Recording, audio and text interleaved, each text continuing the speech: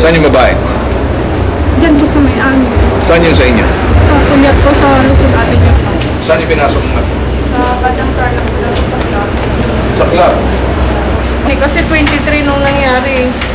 23 na wala na siya. September. September 23. Ang sabi kasi ng pamangkin ni Alma Cabrera na yung anak ko daw po, ando doon nga daw po sa warehouse. Ang dinig ko sa Tarlac nga po. Kinuha niyo yung address na saan? Ayaw po ibigay kasi pinagbantan siya ng tita niya na huwag daw siya maingay, huwag daw magsasalita. Nagmakaawa na nga po ako sa kanya kaya lang ayaw niya talaga sabihin. Baka hindi niya alam talaga kung saan. Hindi, alam niya kasi mismo siya pumupunta rin doon eh. Saan? Doon sa lugar na yun. Si Alma Cabrera, nakausap mo na. Nakausap ko na rin po yun. Anong sabi niya sa'yo? Ang sabi niya sa akin, huwag po raw lalahanin kasi nasa mabuting kalagayan daw siya. Pero sabi ko, saan?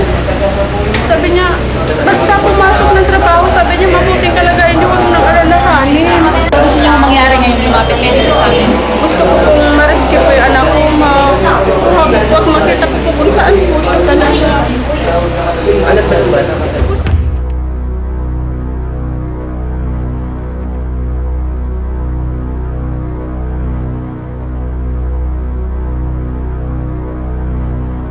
Ako si Mrs. Bermudez, nung nakaraan na nag-ausap na rin po tayo nung nakaraan. Gusto ko lang po kasi po yung anak ko. 1 month na po sir, hindi ko po makumpirma kung talagang saan. Po yung anak ko po kinuha ng Alma, dinala daw po ng Tarlac, saka pinasok na po daw sa club. Ang gusto ko po mangyari na kung saan po sa Tarlac siya dinala dahil na po. Saan yung Enexo? Pagkano mo muna yan? Oo. Kumakasama ko na. BSDO. Best day na. Wala din ako sir. Siya itong matagal niya. Wala na.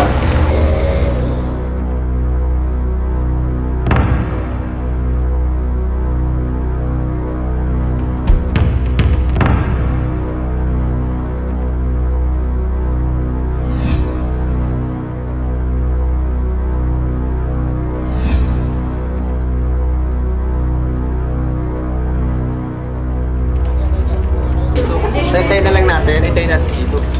Pero dito po sa kanina? Hindi nandiyan yung asawa. Pero si Alma na. Hindi namin alam. Ako na Nelson. Ayun, nama. Bakit? Yung anak ko saan? Kunin mo na lang. Wala naman problema dun eh. Bakit pati ganyan meron yan? Hindi, sige, sige. Kakasapasok mo lang. Sandali, sandali. Mag-usap mo tayo, sandali lang. Oo nga, pwede naman sa bahay namin eh. Bayan, sabi ni Dati nasan po talaga yung anak po niya, te? Sa ano Gimba? Waitress lang doon, pagkainan nyo. Paano sasabihin mong ano? Bali, sino mo nagdala doon sa Ako. anak? Kayo mo nagdala? Alam mo ng magulang po kung nadinala po. Ilang story eh. Inaano mo raw, inaharas mo raw yung anak mo eh. Halos kalbuin mo raw eh. Paano ko Ayun, yun? nakayan pa ako niya oh. Ayaw nga pa alam ng anak mo na andun siya dahil gugulpihin mo raw siya. Mare, tulala po tayo sa barangay mag-usap para mapag-usapin yung mga problema niyo.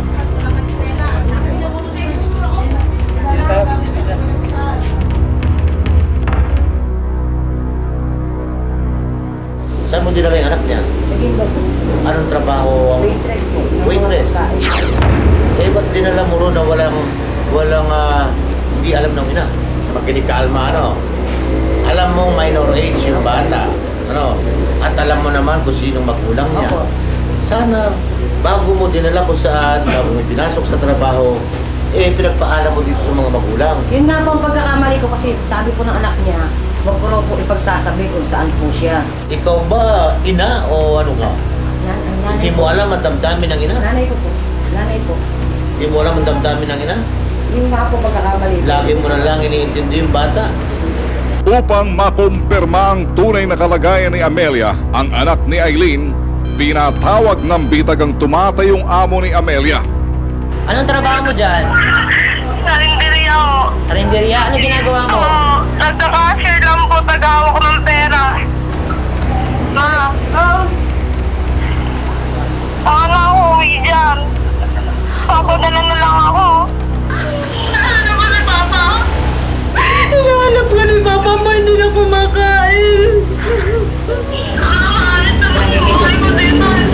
Kahit na, gusto kita makita, gusto kita Gusto mangyari nung nanay, sunduin yung anak dyan bukas ng umaga.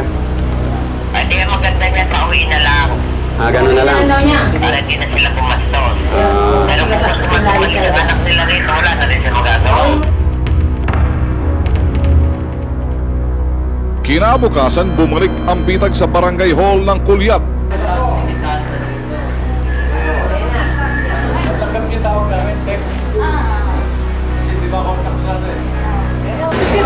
Ilang beses kitang hinanap. Gusto ko mabigyan ka ng magandang buhay, hindi yung ganun trabaho.